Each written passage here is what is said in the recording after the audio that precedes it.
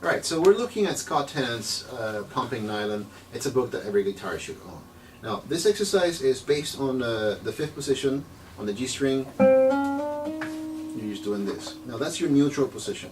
Now, try to always, and as much as possible, keep this part of your hand as close as possible to the bottom of the guitar. Right? A lot of people tell you keep that away, but look at what it does to your wrist. That's really not that healthy, right? So always try to think, if I am playing on the G string and up towards the sixth string, keep that contact. If you're playing on the second and first strings, you know, keep a minimal amount of distance right there. Right. So after doing this, you're going to go up to the fifth string with your index finger, but we're going to add to the complication of it. I want you to basically rub the strings on your way up. So you're rubbing the strings. You're not really getting away from the fretboard.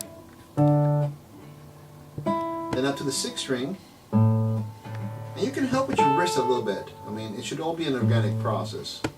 Then the second finger. Now, for the sake of brevity in this video, I'm going quick. This should be practiced very slow.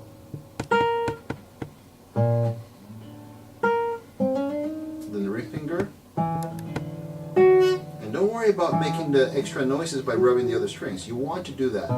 That is your certainty. That is telling you that you're doing it right. Try to do it as lightly as possible, right? Then a pinky.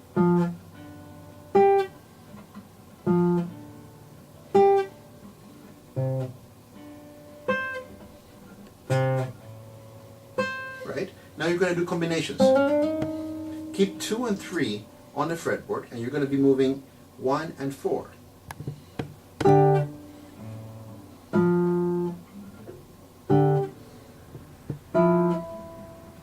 And at the same time, you're pivoting with your wrist, because here you're in forward position, pinky down, index up, pointing in that forward position, then pinky up, index down, basically in backwards position. Look at what happens with your arm, right? And that's absolutely normal. In forward position, your wing is open. In backwards position, your wing is in. And the backwards is not wrong, by the way. Okay? Then the same thing is going to happen when you keep 2 and 4. You're going to be moving and alternating 1 and 3. You should do this after having mastered the first stage. And mastering the first stage can take up to a month sometimes. Keep 1 and 3 down, and moving 2 and 4.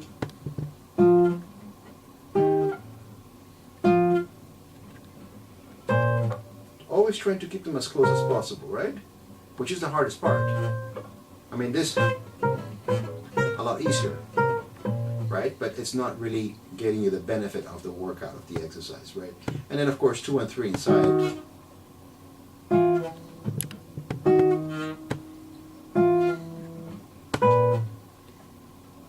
Right? A bit harder. Now, that is the first 2 stages. The third stage is a lot harder, where you are actually basically going to keep 2, 3, and 4 on the G string, but not press. You're basically moving the one finger.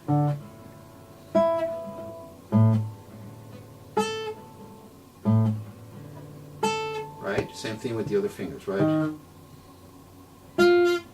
And what's really hard is not pressing with fingers 1, 3, and 4 as I'm doing movements with 2. Right? So it's an opposing motion. You're actually pressing with one finger and keeping the other ones light. Now once you actually get very good at this, a lot harder with the third finger, right?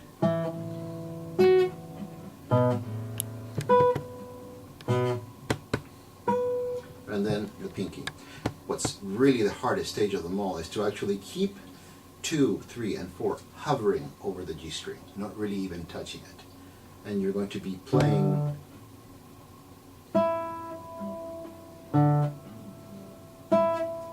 I know it looks very easy on the video, but this is very difficult.